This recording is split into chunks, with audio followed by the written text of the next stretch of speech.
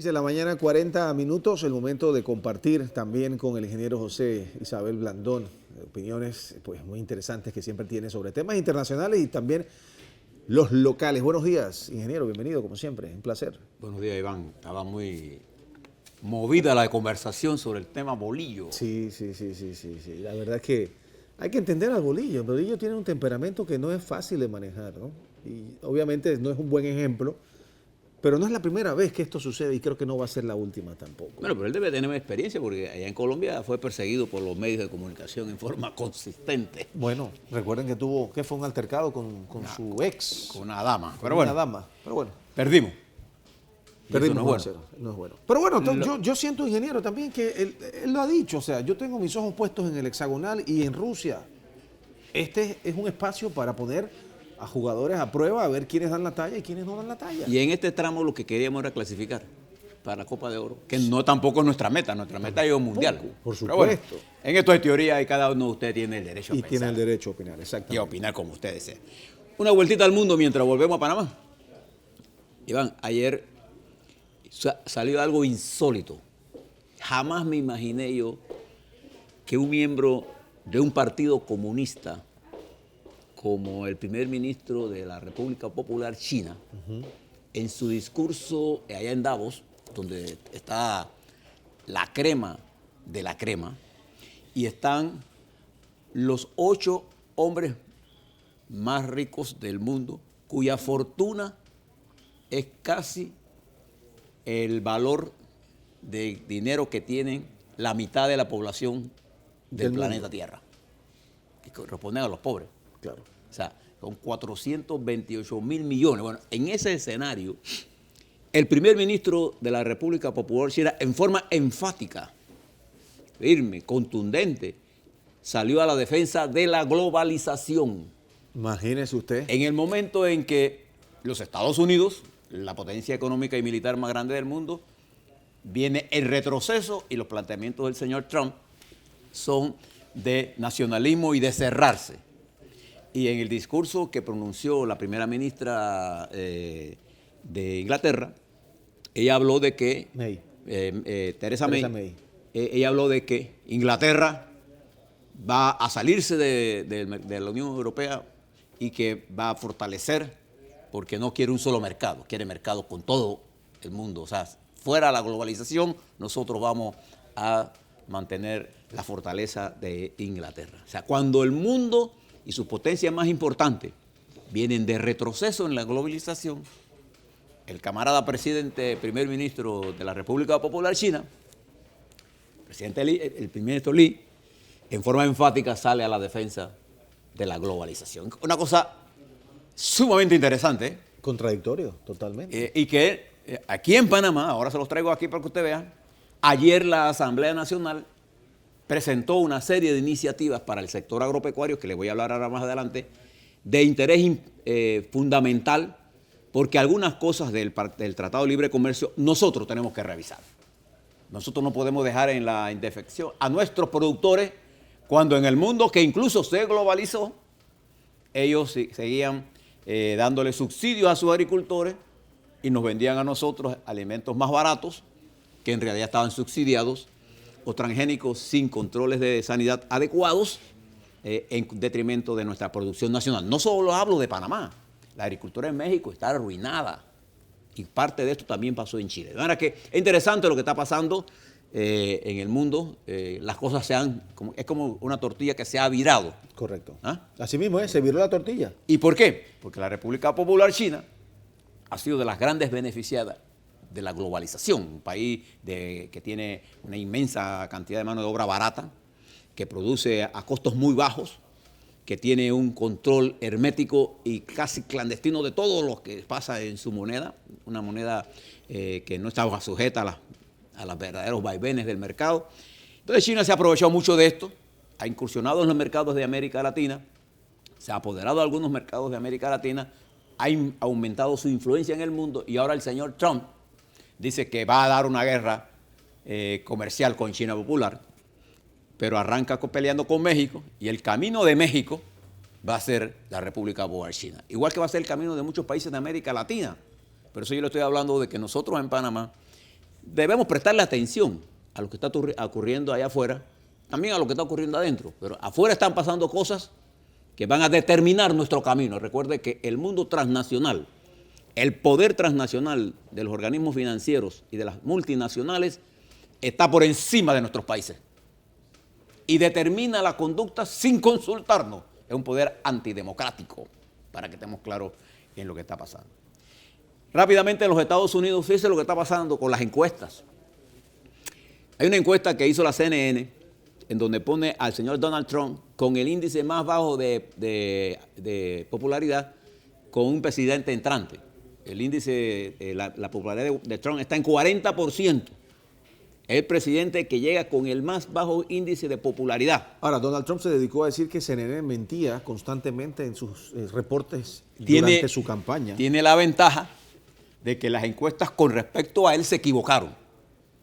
Entonces él dice que esas encuestas son manipuladas por la CNN y por los mismos que manipularon sus encuestas. Pero esas mismas organizaciones ponen la salida de Obama. O sea, hoy, apenas 2 días de la salida del presidente Obama, la última encuesta demuestra que el presidente sale con el 60%, Obama, de popularidad, el tercero más alto de la historia de los Estados Unidos desde que se hacen mediciones, porque no todo el tiempo ha habido encuestas electorales.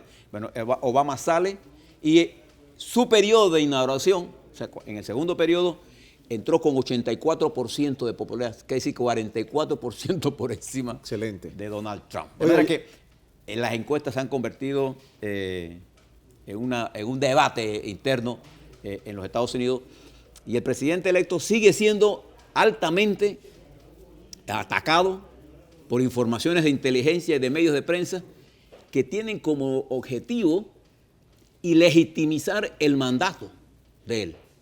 Y en su inauguración van a haber protestas. Los senadores, los representantes demócratas, cerca de 40, van a salirse o no van a ir. Los grandes artistas de los Estados Unidos no van a participar. Y van a haber marchas de mujeres al día siguiente. De manera que hay un proceso de confrontación con el señor Trump, una sociedad polarizada en los Estados Unidos, y hay una intención política de ilegitimizar el mandato legal del presidente Trump. De manera que asistimos a una gran confrontación política y nosotros, nos guste o no, vamos a ver si vamos a ser afectados por este torbellino de cosas que están pasando en el mundo, independientemente que digamos que eso no nos va a afectar, sí nos va a afectar. ¿Bien? Bueno, en el plano local, ¿no? Panamá amaneció hoy molesto por la pérdida con Honduras y con Bolillo. Penalti 1-0. Un penalti muy dudoso, pero bueno, pérdida al fin. Vamos a ir a la Copa de Oro, pero no vamos a tener el papel. Pero estábamos también probando, muchachos. Hay cosas que tenemos que manejar. Pero en medio de todo eso, hay una serie de temas que están ocurriendo. Y voy a comenzar por la Asamblea Nacional. También voy a atacar un tema que tú tocaste, que es el problema del Canal de Panamá y los puertos y la demanda que presentó el señor Cochés. Fíjense lo que pasó ayer en la Asamblea Nacional. La Asamblea tiene como objetivo en estas sesiones ver el problema de las reformas electorales que están detenidas porque no hay consenso para los temas centrales. Además, yo pienso que debe ser objeto de mayor debate y consulta antes de entrar a este debate. Pero esas reformas van a quedarse ahí por un rato. Pero ayer se presentaron una serie de iniciativas importantes que tienen que ver con el sector agropecuario. Y estas iniciativas fueron sujetas a una serie de consultas que a lo largo de los últimos meses el presidente de la Asamblea y el presidente de la Comisión Agropecuaria, el diputado Pineda, que debieras invitarlo un día a esto para que nos expliquen el contenido de esas leyes y qué es lo que pretenden hacer con el sector agropecuario, presentaron iniciativas muy interesantes.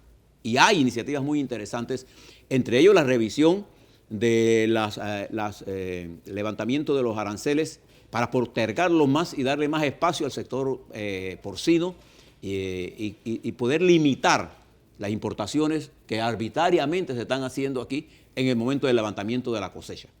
Creo que la Asamblea en este sentido interpreta correctamente la situación que está ocurriendo en el sector agropecuario Y creo que las bancadas en general, todas, comparten ese criterio. Entonces se abre un debate en el sector legislativo que le permite al sector agropecuario tener un vocero calificado para entrar a un debate con fuerza, debate que todos los panameños debemos participar, porque se trata de la producción de comida y porque además este sector es el que tiene el 30% de la población panameña, de la cual el 90% de ese 30% corresponde a la población pobre y extremadamente pobre. Ayer yo dije, y alguien en las redes decía que no era cierto, que en Panamá hay 1 millón de gente pobre y extremadamente pobre. 1 millón de personas viven en pobreza o pobreza extrema, ¿no? Eso es una realidad. No, yo tengo las cifras, si usted quiere mirarla, hombre, mire el último informe del Ministerio de Economía y Finanzas o del MIDES y se va a dar cuenta que lo que estoy diciendo yo son las estadísticas oficiales. Y sacan de la lista de ahí aquellos que reciben el subsidio, pero quien recibe $120 mensuales sigue siendo igual pobre. No está en la pobreza calificado con el índice de límite de ingreso, pero en realidad vive en la pobreza. $120 en Bocas del Toro no representan $120, porque el dólar compra menos en Bocas del Toro que compra en Panamá. Por ejemplo, usted puede comprar aquí en Panamá un pollo entero, asado, preparado, en un súper a cerca de 5 y pico, mientras usted compra ese mismo pollo crudo a $8 en San Blas. Esa es la diferencia. Claro. Eso es lo que quiero decir, que el dólar no le alcanza para comprar lo mismo allá que acá, de manera que esos 120 no son realmente $120, son menos de eso, pero hay un problema de pobreza. De manera que saludo la iniciativa de la Asamblea Nacional al abordar el tema del sector agropecuario. Lo propio debieran hacer para abordar el tema de la sexualidad, por ejemplo. Porque se ha impuesto el miedo a una realidad. Y quiero expresar que es una falta de responsabilidad. Incluso el Ministerio de Salud, que es el que debe tutelar la salud pública de este país. Y fíjese lo que digo, es la obligación del Estado tutelar a aquella población que son vulnerables. Y las niñas y niños de nuestro país, de nuestras escuelas públicas, son sectores vulnerables al ataque sistemático de información que reciben, y su falta de formación en el tema de la sexualidad lleva a conductas que a las niñas le producen embarazos tempranos y a los niños le producen enfermedades de transmisión sexual. Y no será a través de argumentos religiosos que escondamos una realidad que afecta duramente a la población panameña. Cerca de 5,000 niñas panameñas anualmente quedan embarazadas. Y no es el problema de niñas entre edades de 11 y 14 años. Y no es el problema del embarazo y que después van a la escuela. Es que las niñas que quedan embarazadas probablemente irán unos meses de ese embarazo a la escuela y el año siguiente el 90% de esas niñas que dieron a luz no van más a la escuela. Entonces quedan condenadas cada quinquenio cerca de 20,000 niñas, no sé, 25,000 niñas, perdón, salen del sistema y esas niñas se van acumulando al ejército de los que no saben hacer absolutamente nada, no tienen formación. Y además de eso, nuestros niños de Panamá entran a la actividad sexual entre los 10, 11, 12, 13 y 14. Usted lo puede decir que mi hijo no. En esto no hay barreras ni de ingresos ni de escuelas. Pero fíjese la dicotomía. En las escuelas privadas se da educación sexual y nosotros le estamos negando a las niñas de las escuelas públicas, a los niños y niñas, la educación sexual. Y estamos metidos en una discusión en la que se mezcla las concepciones religiosas con la realidad social. Y es el deber del Estado panameño, que es un Estado laico, Y la razón por la que el Estado es laico es para evitar este tipo de discusiones cuando se trata de la protección del bien tutelado. Y en este caso me refiero a los niños y niñas de este país. Yo estoy a favor de la educación sexual de los niños a todas sus edades, con la correspondiente caudal de información en la categoría de edad que estén.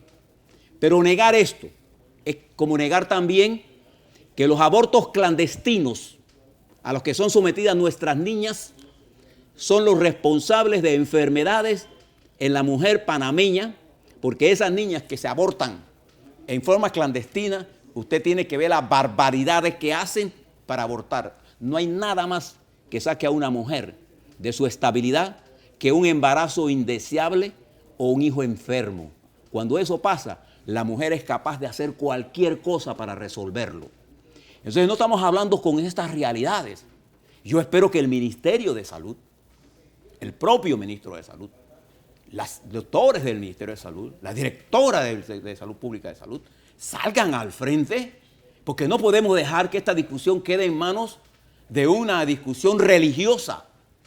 El Estado panameño es un Estado laico. Y eso lo dice la Constitución. Y lo peor, la Asamblea ha quedado discutiendo entre los diputados problemas de carácter religioso. Y eso no está en la Constitución de la República. Si ustedes quieren hacer un Estado religioso, entonces hagamos una reforma constitucional y hagamos un Estado religioso. Pero el Estado panameño es laico. Esa es la cosa que quería expresarle. De manera que saludo la iniciativa en el sector agropecuario y expreso mi profunda preocupación por la suspensión de este debate que irresponsablemente lanza al camino del fracaso a decenas de miles de niños y niñas panameñas que quedan atrapados entonces en un flujo de información que viene de las redes sociales. Usted, padre de familia, mire lo que sus hijos ven en la televisión.